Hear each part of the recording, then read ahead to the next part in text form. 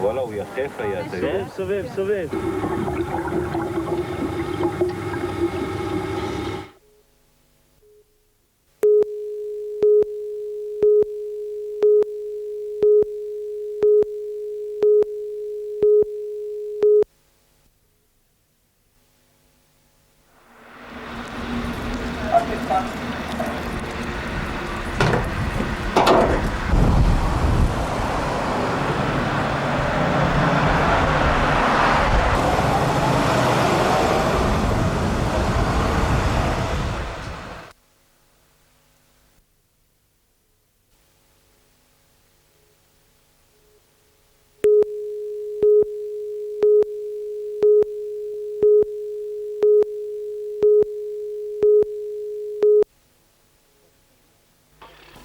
It doesn't take much imagination to realise how this accident had the potential to be a disaster.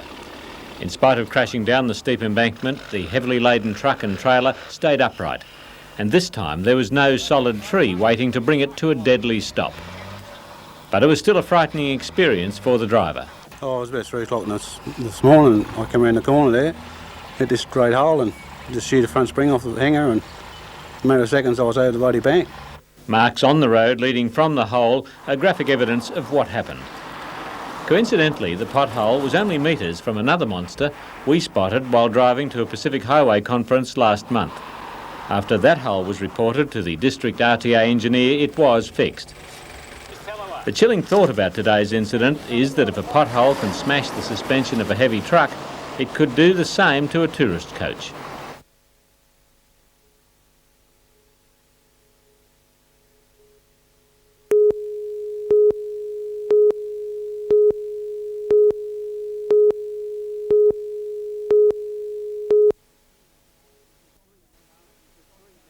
The 3 men armed with shotguns forced their way into Vista Electronics in Hennell Street just before closing. The proprietor and his secretary were tied up with tape, a bag placed over their heads and then pushed face first onto the floor. The secretary's son, who came to pick up his mother after closing, was also tied up. Tonight, police are searching the Wickham area for the men who escaped in the proprietor's green 1985 Ford Fairlane. A small amount of cash, some video equipment, recorders and cameras were stolen.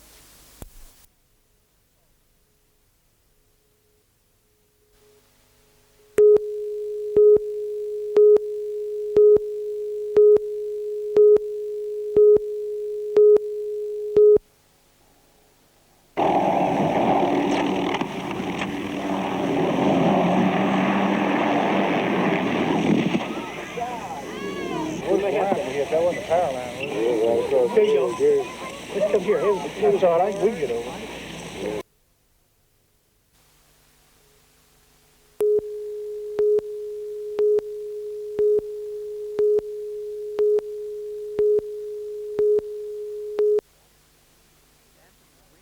Anthony Wingert is bursting out of his skin, not just to be the best in Australia or the best in the world, he wants to be the best in the universe.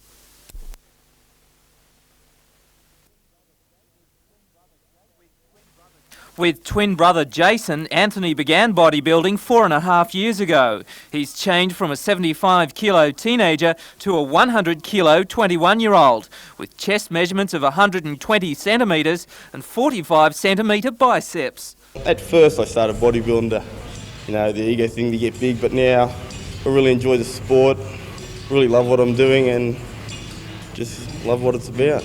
Last weekend, Anthony won the Australian heavyweight title. His brother was runner-up in the light heavyweights.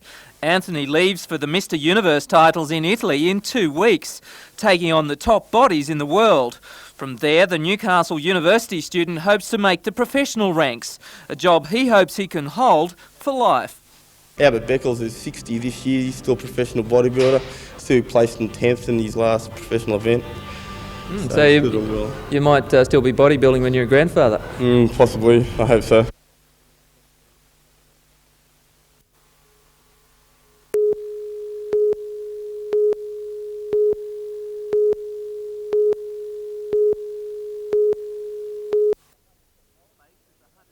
Based at the Hunter Technology Centre, the Hunter Enterprise Workshop helps local inventors, business people and entrepreneurs to learn the specialised art of making a project work. 2 years ago, Delta Hovercrafts went to the workshop for some advice. This financial year, Delta expects to sign $2 million worth of contracts. Or take the example of Tamworth inventor Axel Tenney. He had an idea to make the humble swing into a turbo model. This swing makes 360-degree turns and has opened a new market in sideshows and community fairs. John, what's the Enterprise Workshop all about? The Enterprise Workshop's about people who want to start in business or have got a new product they want to launch on the market to test it in a real-life competition. It was started about 12 years ago in Sydney by people who realised that some new venture has started up and they failed simply because they didn't have any understanding of business, what was necessary. A great product, but no real way of launching on the market. So the competition, what it does, makes people over a period of 6 months sit down and do a proper business plan for their product. Cold and analyse, what it's all about, the market research, the manufacturing costs and the financial plan for it. And they enter a competition and they're judged by competent business people and university lecturers to say whether or not they've gone about the right way. Is that the problem? Inventors have brilliant ideas but they're not good business people? Tends to be that way, that to run a business takes a lot of practical knowledge and experience and a broad spectrum, whereas an inventor has a great product which most times he's emotionally involved with, thinks it's great, but the practicalities of launching it on the market are quite different in real terms, and very few of them succeed for the reasons that they don't understand about business principles and haven't looked at it in an economic, practical way. Are there any potential millionaires out there sitting on a gold mine? We want to encourage those people. It's not to make a millionaire, but the job satisfaction of taking something that you have, an idea you have, and making it work is what the winners in this country are all about. People looking to increase their business capabilities with the Enterprise Workshops should contact the Hunter Technology Centre. Peter Ryan, reporting for Newsnight.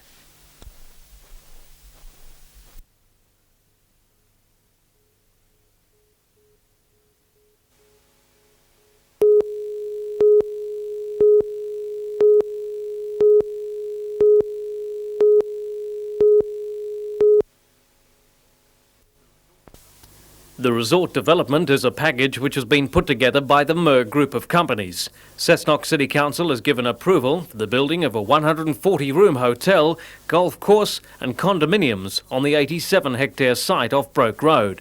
The estimated cost of the tourist development would be $80 million, with accommodation on a standard to match the nearby Pepper's Guesthouse. The project's future, however, is now in the hands of financiers, who must calculate the long-term demand for tourism in the state's prime wine-growing area. The Mer Group of companies now has the site up for sale, the price $7.5 million. But it's hoped the endorsement of one of the world's major hotel chains will be enough to attract potential investors. But Holiday Inn's entry into the local accommodation market would need to be more successful than its new Cairns Hotel in northern Queensland. That property's been placed in the hands of receivers and is officially up for sale.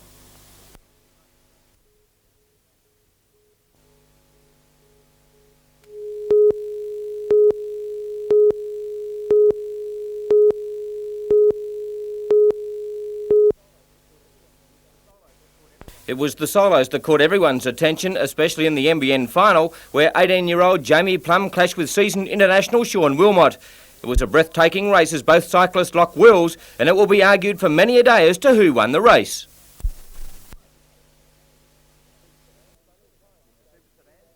In the Super Sedans, Brothers Pine staged a two-man war in the final, with a Commodore of John Pine getting the verdict.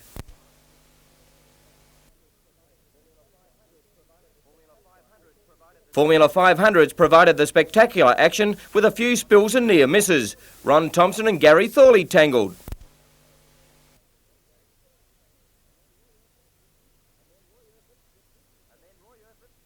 And then Roy Urpeth flipped his machine. Rookie modified hot rod driver Scott Foy again blitzed the opposition, taking out the Stars Sprint in a new 6-lap record time.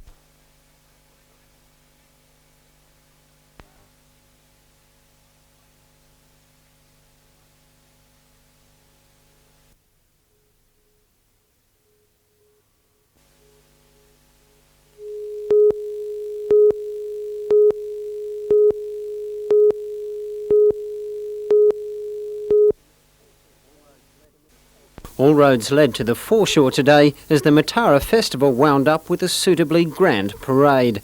As if on cue, the sun came pouring through just as it began, and thousands flocked to the prime vantage points.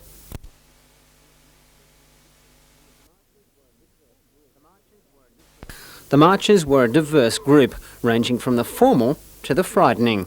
As always, though, the military contingent was a study in eyes-front precision.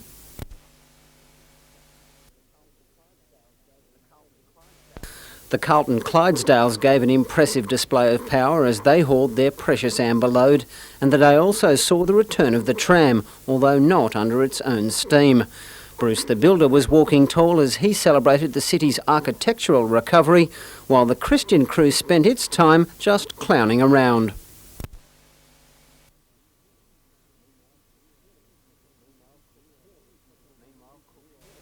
Meanwhile, Cook's Hill was putting on its best New Orleans impersonation as Derby Street traders banded together to put on a food and wine fair. Once again, the weather ensured it was a runaway success, with thousands turning out to celebrate the great Australian tradition of outdoor eating and liquid refreshment. Bruce McKenzie, NBN News.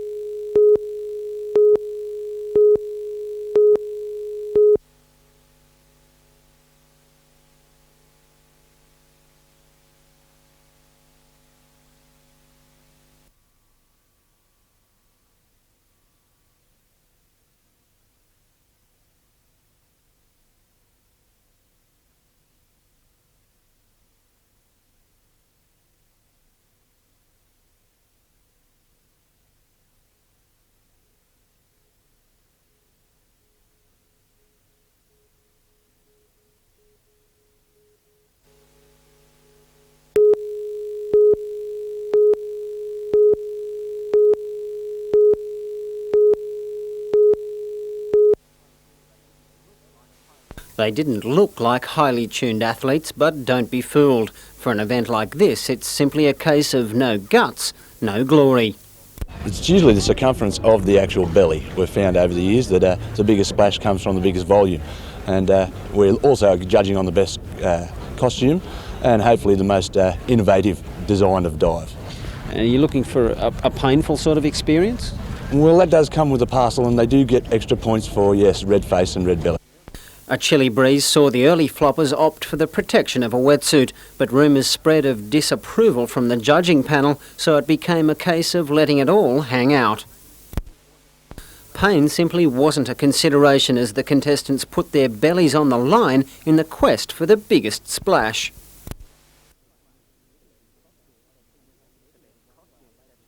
The best costume section was unwittingly won by a late-night bouncer on his way home from work, but no one could match the effort of Maitland's Keith Winter, who wasn't taking his hat off, come hell or high water.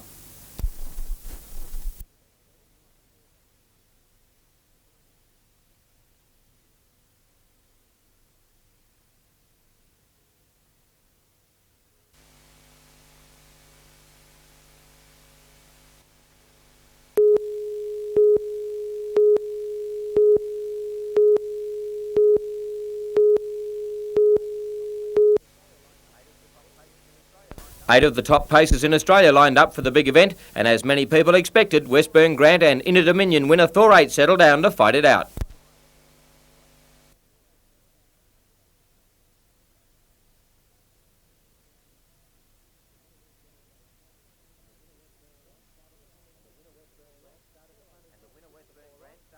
And the winner Westburn Grant started the punters pick at 6-4 on, Thorate 5-2 and Robert Preneur 6-1. Meanwhile, at the Waratah Golf Club today, the final 18 holes of the WE Alexander Open was played in good conditions, and it was an exciting finish. Joint overnight leader Lucas Parsons from Orange had a ding-dong battle with Waratah's Terry Bromfield. Bromfield set a course record 4 under par 67 today to finish on 142. And at the 16th, it looked as though he may just pull off a great win. But Parsons, who was 1 under going into today's final round, eagled the 16th, and that was the ball game as he held on over the final 2 holes to shoot another 70 and be crowned this year's WE Alexander Open champion with a score of 140.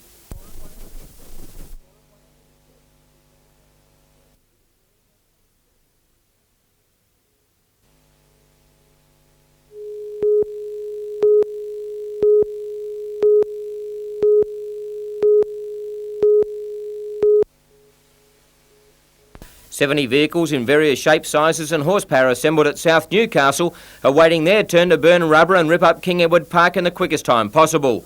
19 divisions allowed the rank amateurs, part-timers and the pros mix it, with everyone having a fair crack at the monetary and trophy gains. All you needed was a car and plenty of courage. The constabulary were on hand to clock the times of the competitors as they zoomed up Natrad Strait, the quickest of the day, 126 kilometres an hour without a speeding ticket. The odd mishap, however, and it was a family day out, as firstly Brendan Wade put his Celica in a precarious position at Lukey Pinch, and then lo and behold his father Gary, in search of extra time, lost it altogether but did a fine job in regaining control. Both kept racing during the day. But the outright champion with a new course record time of 41.91 seconds was Gary McFadden, driving a Bowen Open wheeler. McFadden also won the top 10 shootout, and the best performed tin top of the day was Stephen Lichtenberger in a Tirana. Organisers of the MG Car Club and Charlestown Toyota were delighted with the day's proceedings.